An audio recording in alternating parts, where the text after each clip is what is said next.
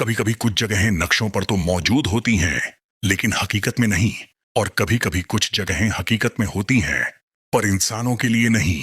उत्तर भारत की पहाड़ियों के बीच, घने जंगलों और धुंध से ढकी घाटियों के बीच एक गांव था, सोनपुर। यह गांव सरकारी रिकॉर्ड्स में दर्ज था, पर अजीब बात यह थी कि पिछले 25 सालों में वहां से कोई चिट्ठी, कोई रिपोर्ट, कोई खबर नहीं आई थी। जैसे वह गांव समय के साथ जम गया हो। लोग कहते थे, सोनपुर रात में सांस लेता है। शहर से आया आरव, एक खोजी पत्रकार, ऐसे ही रहस्यों की तलाश में रहता था। उसने कई डरावनी जगहों पर काम किया था, लेकिन सोनपुर का नाम सुनते ही उसके भीतर एक अजीब सी बेचैनी पैदा हो गई। बस ड्राइवर ने जब यह नाम सुना तो अचानक ब्रेक लगा दिए। वहां नहीं जाऊंगा, ड्राइवर ने कहा। क्यों? आरव ने पूछा। ड्राइवर ने सामने जंगल की ओर देखा और धीरे से बोला कि जो गया वो लौटा नहीं। आरव को यही यकीन हो गया कि उसे सही जगह मिल गई है। सुनसान रास्ता, आखिरी बस स्टॉप से आगे का रास्ता कच्चा था। मोबाइल नेटवर्क पूरी तरह गायब हो चुका था। जैसे ही आरव जंगल के अंदर बढ़ा, हवा का मिजाज बदल गया। पत्ते बिना हवा के हिल रहे थे। पक्षियों की आवाज अचानक बंद हो गई।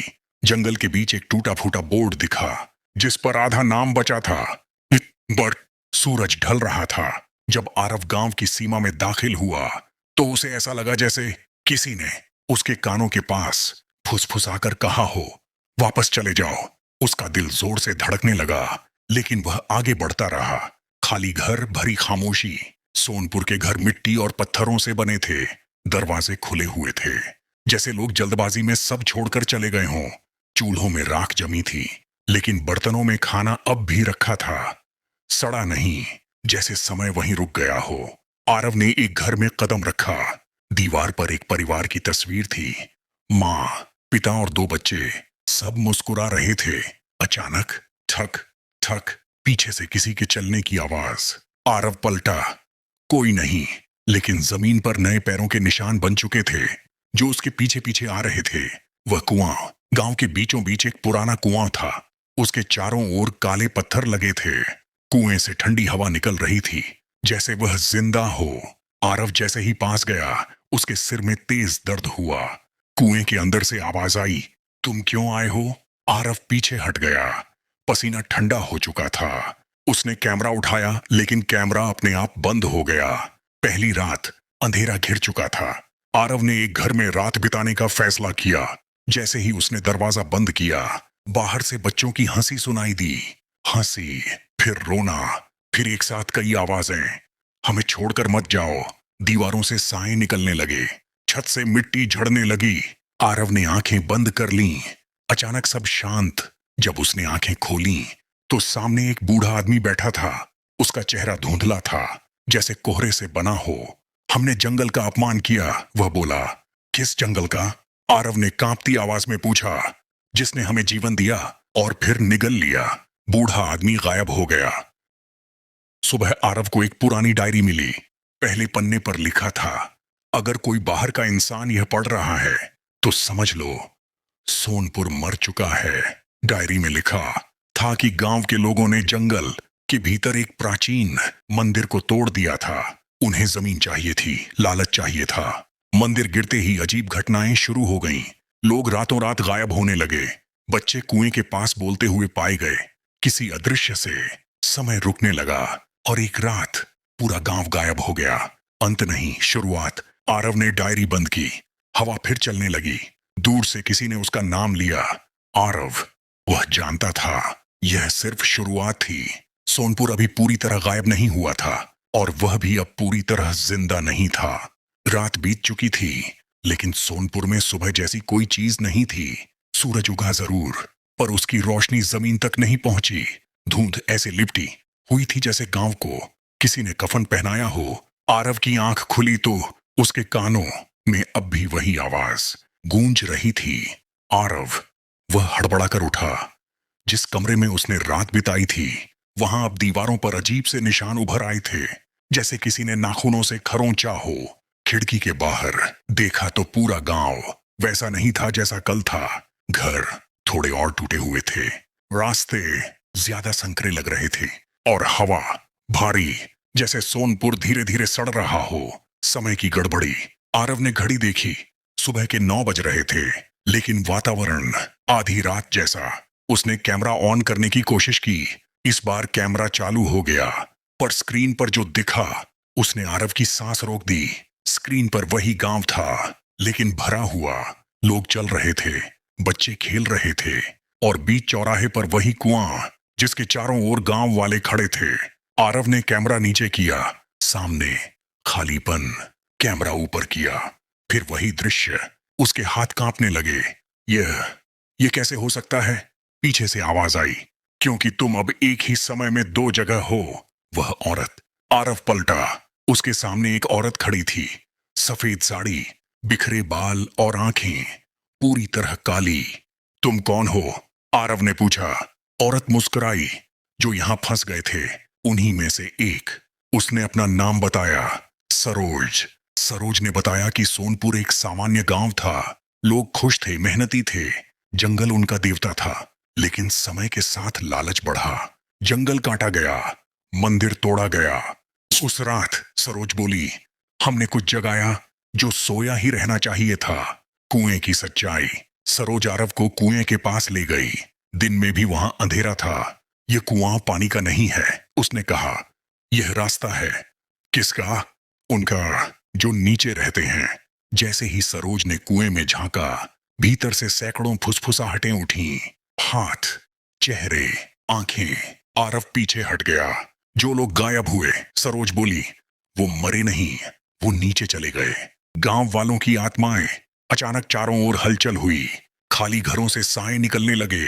धीरे धीरे पूरा गांव भर गया आत्माओं से। बूढ़े, औरतें, बच्चे, सबकी आंखों में एक ही सवाल था, तुम क्यों आए हो? आरव का गला सूख गया। मैं सच जानने आया हूं, उसने कहा। एक बच्चे की आत्मा आगे आई। तो फिर तुम भी यहीं रहोगे?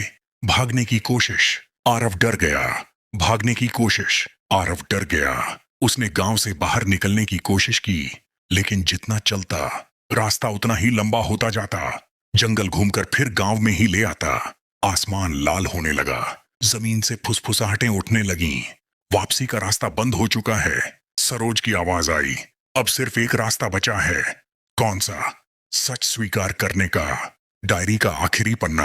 आरव ने फिर से डायरी खोली। आखिरी पन्ना पहले खाली था, अब उस पर शब्द उभर रहे थे, जो बाहर से आएगा वही तय करेगा, सोनपुर बचेगा या हमेशा के लिए मिट जाएगा। आरव समझ गया, यह गांव उसे चुन चुका है। भयानक सपना या हकीकत? उस रात आरव ने सपने में खुद को कुएं के नीचे देखा। अंधेरा, चीखें, और बीच में एक विशाल परछाई। 2 आंखें खुली। अब तीसरी रात आएगी, वो आवाज बोली, और तब फैसला होगा। आरव चीख कर उठ गया। उसके माथे पर वही निशान था जो गांव वालों के थे। अंत से पहले का संकेत। दूर कहीं मंदिर के टूटे पत्थर चमकने लगे। हवा में एक ही वाक्य गूंज रहा था, तीसरी रात। आरव जानता था, अगर वह तीसरी रात बच गया तो सोनपुर को मुक्ति मिल सकती है, और अगर नहीं तो वह भी सोनपुर बन जाएगा। सोनपुर में रात हमेशा डरावनी थी, लेकिन इस बार अंधेरा कुछ ज्यादा ही गाढ़ा था। हवा में एक अजीब सी सड़ांध थी, जैसे जमीन के नीचे कुछ सड़ रहा हो। आसमान लाल हो चुका था, और चांद आधा डूबा हुआ दिख रहा था, जैसे वह भी इस गांव को देखने से डर रहा हो। आरव उस टूटे हुए मंदिर के सामने खड़ा था। वही मंदिर जिसकी वजह से सब कुछ शुरू हुआ था। उसके शरीर पर वही निशान साफ दिख रहे थे, काले जलन भरे चिन्ह जो अब चमक रहे थे। हर निशान के साथ उसे गांव वालों की चीखें सुनाई दे रही थीं, अब तुम हमारे जैसे हो। हवा ने फुसफुसाया, मंदिर का सच। आरव ने मंदिर के अंदर कदम रखा। अंदर जमीन पर खून से बने गोल निशान थे। दीवारों पर पुराने मंत्र खुदे थे, जो अब उलटे हो चुके थे।